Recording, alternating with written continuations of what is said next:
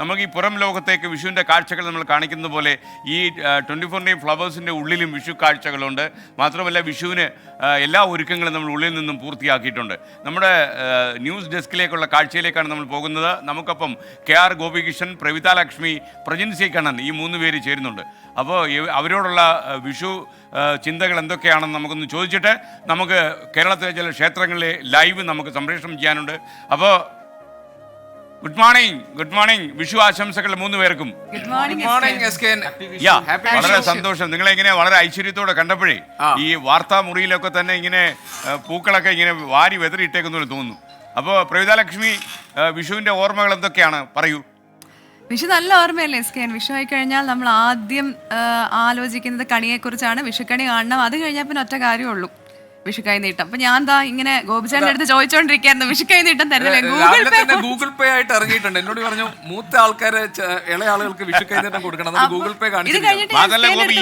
വിഷു എന്ന് പറയുന്ന ഒരു ഗ്രഹാതുര സങ്കല്പത്തിനകത്ത് ഈ ഗൂഗിൾ പേ ഒക്കെ അടിച്ച് അതിന്റെ സൗന്ദര്യം മാത്രമല്ല ഗൂഗിൾ പേയുടെ QR കോഡൊക്കെ റെഡിയാക്കി വെച്ചിട്ടുണ്ട്. അപ്പം പെട്ടെന്ന് സ്കാൻ ചെയ്ത് അപ്പൊ തന്നെ ഇൻസ്റ്റന്റ് ക്യാഷ് ഡെലിവറിയാണ്. ഇന്നലെ മുതൽ ചോദിക്കുന്ന SKN, ഇവിടെ ആർക്കും ഒരു ചൂടില്ല. പിന്നെ എനിക്ക് 2-3 പേരൊക്കെ തന്നു. ഇപ്പൊ ഗോപിച്ചേട്ടനെ ഞാൻ ഇപ്പഴാ കാണുന്നത്. അപ്പൊ ചോദിച്ചു, അല്ലേ ഗോപിച്ചേട്ടൻ അല്ലേ തരേണ്ടത്? അല്ല പ്രവിതയ്ക്ക് വേണ്ടത് ഞങ്ങളൊക്കെ വളരെ മൂത്തതാണെന്നും പ്രവിത വളരെ ഇളയതാണെന്നും. മടിയിലെടുത്ത് നമ്മൾ താലോലിക്കേണ്ട ആളാ, അത്രയും പ്രായം കുറവാ അല്ലേ?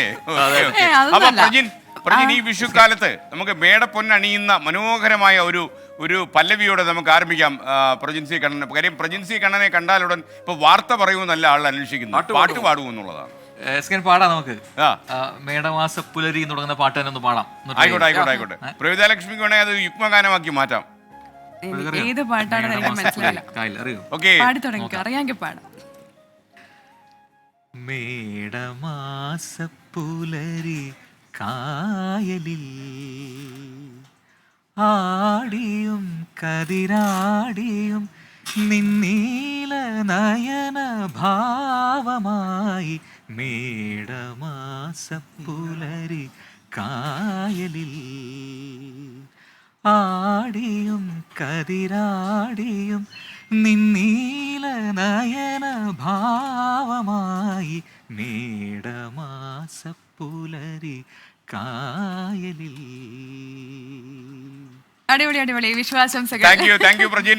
KR ഗോപികൃഷ്ണൻ, ഒരു വാർത്താമുറിയുടെ ഭാരം മുഴുവൻ ചുമല് തന്നെ അല്പം ചരിഞ്ഞുപോയ ഗോപികൃഷ്ണൻ, ഈ വിഷുക്കാലത്ത് നമ്മുടെ പ്രിയപ്പെട്ട പ്രേക്ഷകരോട് എന്താണ് പറയാനുള്ളത്?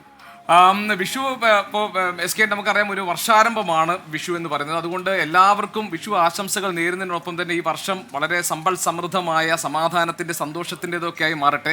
നമ്മളെ സംബന്ധിച്ച് നമുക്ക് പറയാനുള്ളത് ഒരു വാർത്താ വർഷമായി മാറട്ടെ എന്നുള്ളതാണ്. നമുക്കറിയാം, തെരഞ്ഞെടുപ്പ് കാലമാണ്. ഈ രാജ്യം ആര് ഭരിക്കണം ഇനിയുള്ള 5 വർഷം എന്ന് നിശ്ചയിക്കുന്ന വർഷമാണ്. നമ്മളെ സംബന്ധിച്ച് ഏറ്റവും തിരക്ക് പിടിച്ച ദിവസങ്ങളിലൂടെയാണ് നമ്മൾ കടന്നു പോകുന്നത്.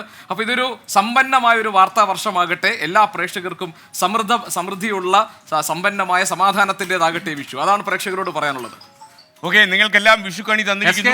ഒരു കാര്യം കൂടെ, വിഷു എന്ന് കേൾക്കുമ്പോൾ ഇനി SKന്റെ ഓർമ്മ എന്താണ്? SKന്റെ മനസ്സിലേക്ക് പെട്ടെന്ന് ആദ്യം വരുന്നത്? ഞാൻ പറഞ്ഞല്ലോ പ്രജിൻ, ഇന്നലെ എനിക്ക് ഈ വിഷുക്കാലത്ത് കിട്ടിയ ഏറ്റവും വലിയ ഒരു സംഭവമായിരുന്നു ഇന്നലെ റഹീമിൻ്റെ സംഭാഷണം. കാരണം ആ മനുഷ്യൻ ഒരു ഇരുട്ടുമുറിയിൽ എത്രയോ കാലമായി, 18 കൊല്ലം എന്നൊക്കെ പറഞ്ഞാൽ അദ്ദേഹത്തിൻ്റെ വളരെ ചെറുപ്പ സമയത്ത് ചെന്ന് 3ാമത്തെ ആഴ്ചയാണ് അദ്ദേഹം ഈ കേസിൽ പെട്ടുപോകുന്നത്. അപ്പോൾ ആ മണലാരണ്യത്തിൽ ഇങ്ങനൊരു കേസിൽ പെട്ടു, അവിടുത്തെ ജയിലിൽ കഴിഞ്ഞു, അവസാനം അദ്ദേഹത്തിന് വധശിക്ഷ വരുന്നു. അപ്പോൾ മലയാളികൾ ഒന്നിച്ചു ചേരുന്നു. ഓർക്കാപ്പുറത്ത് നമ്മളിലേക്കൊരു ടെലിഫോണായി അദ്ദേഹം വരുന്നു.